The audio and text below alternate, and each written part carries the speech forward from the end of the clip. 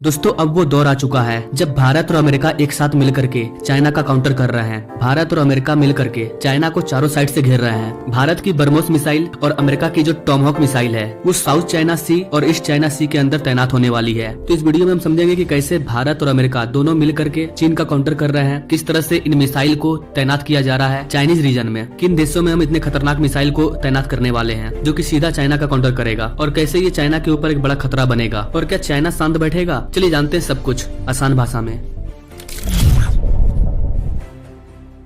दोस्तों आप अपने स्क्रीन पर साउथ चाइना के मैप को देख सकते हैं। ये पूरा एरिया साउथ चाइना का है जहाँ पर कई देश आते हैं। Thailand, Myanmar, Philippines, Indonesia, Vietnam और ताइवान, कई देश शामिल हैं। चूंकि इस पूरे एरिया में चाइना सबसे ज्यादा बड़ा है, सबसे पावरफुल है, तो इसे साउथ चाइना कहा जाता है। जैसे कि भारत के नीचे का जो समुद्री इलाका है उसको हम लोग हिंद महासागर कहते हैं, यानी कि हिंदुस्तान के नाम पर उसे हिंद महासागर कहा जा रहा है, इंडियन ओशियन। उसी तरह इस पूरे एरिया को साउथ चाइना कहते हैं। अब ऐसा तो नहीं है कि हिंद महासागर भारत के नाम पर है तो हम चाइना पर कब्जा कर लेंगे, मालदीव पर कब्जा कर लेंगे, ऐसा कुछ नहीं है। उन लोगों की अपनी आजादी है। ठीक वैसे ही ये सारे कंट्री हैं, म्यांमार, इंडोनेशिया, फिलीपींस, इन सब की अपनी आजादी है। लेकिन साउथ चाइना में जो भी छोटे छोटे द्वीप हैं, चाइना उस पर अपना कब्जा करना चाहता है, और ताइवान को तो पूरी तरह से चाइना अपना बताता है। और चाइना पूरे के पूरे साउथ चाइना पर क्लेम करता है कि ये पूरा एरिया मेरा है। चाइना इसलिए ऐसा करता है क्योंकि इंडो पैसिफिक रीजन में साउथ चाइना एक इम्पोर्टेंट रोल प्ले करता है। पूरे चाइना की जो बड़ी बड़ी इंडस्ट्री है, चाइना की जो आधी से ज्यादा जनसंख्या है, ये इसी साउथ चाइना के साइड रहती है। चाइना की कैपिटल बीजिंग, हांगकांग, बड़े बड़े चाइना के शहर सब इसी साउथ चाइना समुद्र के किनारे बसे हुए हैं। चाइना की जितनी भी बड़ी बड़ी मैन्युफैक्चरिंग कंपनी है वो यहीं पर मौजूद है, और ये जो भी मैन्युफैक्चरिंग करते हैं तो इसी इंडो पैसिफिक के माध्यम से, इसी साउथ चाइना सी से होते हुए दुनिया के अलग अलग देशों में जाते हैं और अपने चीजों को इम्पोर्ट करते हैं, एक्सपोर्ट करते हैं। और ऐसी सिचुएशन में दुनिया के 1/3 शिप्स वगैरह, जितने भी जहाज वगैरह हैं, वो इसी एरिया से पास होते हैं। इसके अलावा साउथ चाइना में कई रिसोर्स के भंडार हैं, और चूंकि साउथ चाइना पर चाइना के अलावा कई देश हैं जिनका हक है, तो यहाँ पर जो भी रिसोर्स है उसे चाइना अकेले नहीं ले सकता है, लेकिन चाइना इसे लेना चाहता है, इसीलिए वो इस पर क्लेम करता है। और इस पूरे साउथ चाइना पर नजर रखने के लिए चाइना ने एक 9 डैश लाइन बनाया है। ये रेड कलर का आप जो डैश वाला लाइन देख रहे हैं, ये चाइना के द्वारा क्रिएट किया गया है, और चाइना इस पूरे रीजन पर अपना क्लेम करता है। चाइना इंटरनेशनल लॉ वगैरह को कुछ नहीं मानता है। उसका कहना है कि साउथ चाइना में जितने भी छोटे छोटे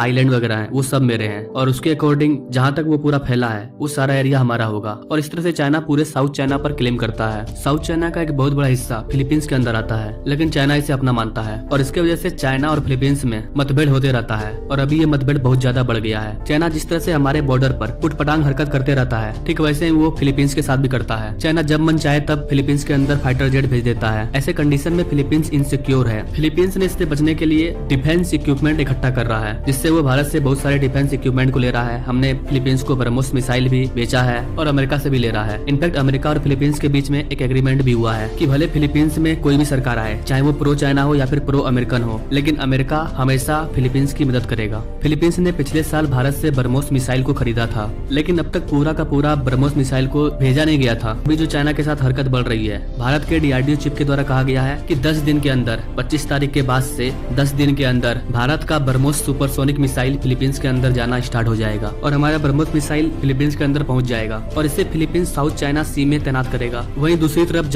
जापान भी चाइना का कट्टर दुश्मन है। इन लोगों में इतिहास में काफी गंदा वाला वॉर हो चुका है, और जापान भी चाइना का काउंटर करना चाहता है। और जापान भारत का भी दोस्त है, अमेरिका का भी दोस्त है, जापान क्वाड कंट्री का मेंबर भी है। जापान और चाइना के बीच में भी एक आइलैंड है, उस पर भी चाइना अपना कब्जा करना चाहता है, तो जापान भी काउंटर करना चाह रहा है चाइना का। और ताइवान तो बेचारा गुलाम हो चुका है, ना चाहते हुए भी वो गुलाम है, लेकिन ताइवान गुलाम बनना नहीं चाहता है। तो हो सकता है कि इन द फ्यूचर जब चाइना ताइवान पर पूरी तरह से क्लेम करे, उसे हथियाने का कोशिश करे, तो अमेरिका, भारत, जापान एक लंबा वॉर हो सकता है। सब मिलकर के ताइवान को बचाएंगे, क्योंकि ताइवान काफी इंपॉर्टेंट है, क्योंकि ताइवान सेमीकंडक्टर के मामले में नंबर 1 पर है, और चाइना ताइवान को अपना गुलाम बना करके सेमीकंडक्टर पर अपना कब्जा हासिल करना चाहता है। जापान ने अमेरिका से टॉमहॉक मिसाइल को खरीदा है, तो अमेरिका का टॉमहॉक मिसाइल भी चाइना के खिलाफ लगाया जाएगा, और भारत का जो ब्रह्मोस मिसाइल है वो फिलीपींस के द्वारा लगाया जा रहा है। भले ही आपको यहाँ पर लग रहा हो कि भारत और अमेरिका सिर्फ मिसाइल बेच रहे हैं फिलीपींस और जापान को, लेकिन ऐसा नहीं है। हम पूरे तरीके से साथ दे रहे हैं, लेकिन हम डायरेक्ट जाकर के चाइना को कुछ नहीं बोल सकते हैं। चाइना बोलेगा तुम्हारा यहाँ क्या काम, तुम क्यों बीच में पड़ रहे हो। अगर हम ऐसा करेंगे तो वर्ल्ड वॉर 3 स्टार्ट हो जाएगा, तो हम ऐसा कर नहीं सकते हैं। लेकिन लेकिन हम इनकी हेल्प करेंगे, जैसे कि अमेरिका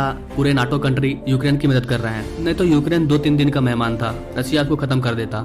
जापान, फिलीपींस, ताइवान ये तीनों मिलकर के यहाँ पर एक मिसाइल वॉल को बनाना चाहते हैं ताकि हम चाइना का काउंटर कर सके। लेकिन अभी ताइवान चाइना के गिरफ्त में है। अगर ताइवान पूरी तरह से चाइना को छोड़ देता है और America, Bharat, Japan quad country के साथ आ जाता है तो हम आसानी से यहाँ पर एक वॉल को क्रिएट कर पाएंगे। अब बोलोगे आप इस रीजन में भारत का क्या फायदा है, हम क्यों दिमाग लगा रहे हैं? देखिएगा, इस दिमाग लगाना जरूरी है। चाइना का काउंटर अगर हम उधर नहीं करेंगे तो चाइना इधर हमारे बॉर्डर पर घुसेगा, हमारे इंडियन सी में घुसेगा। चाइना का तो काउंटर करना ही करना है, तो रीजन से मतलब नहीं है। अब चाइना से लगभग सारे कंट्री को प्रॉब्लम हो रहा है और जिनको भी प्रॉब्लम हो रहा है वो रीजन नहीं देखेंगे, वो एक साथ मिलकर के चाइना का काउंटर करेंगे। तो बहुत जल्द चाइना के खिलाफ इस पूरे साउथ चाइना रीजन में एक मिसाइल वॉर क्रिएट होने जा रहा है जो कि चाइना के एग्रेशन को कंट्रोल करेगा। आई होप कि आप समझ पा रहे होंगे गाइस कि चाइना का काउंटर करना कितना जरूरी है, चाहे वो कोई भी रीजन हो। चाइना को अगर हम चाइना के घर में रोक देंगे तो चाइना हमारे इंडियन ओशियन में नहीं आएगा। अदरवाइज चाइना हमें चारों तरफ से घेरने की कोशिश कर रहा है। इंडियन ओशियन में मालदीव के द्वारा, ऊपर में चाइना खुद बैठा है, बगल में पाकिस्तान की मदद कर रहा है चाइना। तो इस तरह से चाइना हमें चारों तरफ से घेरना चाहता है, तो हमें चाइना का काउंटर करना होगा। वैसे गाइस, आप इस चीज के बारे में क्या सोचते हैं? क्या भारत को जापान, फिलीपींस, ताइवान की मदद करनी चाहिए? क्या चाइना को हमें उसके ही रीजन में उसके हमला करने से पहले ही उसका ठिकाना लगा देना चाहिए? आप क्या सोचते हैं गाइस इस चीज के बारे में? आखिर एक बेस्ट युद्ध नीति क्या होनी चाहिए? कैसे बिना झगड़ा के हम सारे प्रॉब्लम को सॉल्व कर सकते हैं? तो कमेंट कीजिएगा, मैं आप सभी के कमेंट को रीड करता हूँ personally. Now thank you for watching. मिलते हैं अगले वीडियो में एक नई जानकारी के साथ, तब तक के लिए जय हिंद।